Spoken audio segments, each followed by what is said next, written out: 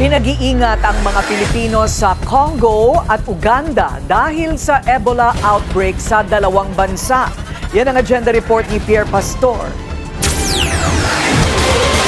Tutulak pa Congo ang Director General ng World Health Organization para tutukan ang Ebola outbreak doon.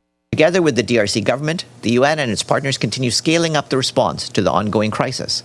And also, as we mentioned last week, to address the broader humanitarian and health needs of the affected communities. Umabot na sa 900 ang suspected Ebola cases sa Congo. 220 deaths naman ang iniuugnay sa Bundibugyo strain na hanggang ngayon ay wala pang vaccine.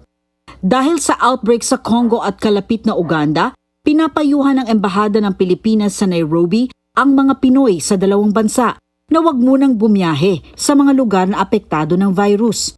Ugaliin din ang proper hygiene practices gaya ng frequent hand washing at paggamit ng alcohol-based disinfectants. Lumayo rin sa mga taong nagpapakita ng sintomas gaya ng lagnat, pagsusuka, diarrhea at unexplained bleeding. Dapat ay handa rin ang travel documents tulad ng visa at passports para sa oras na kailanganing lumikas ay makaalis agad.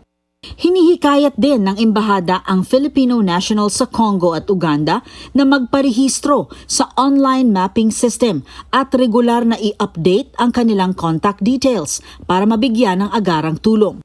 Para sa agenda, Pierre Pastor, Billionaire News Channel.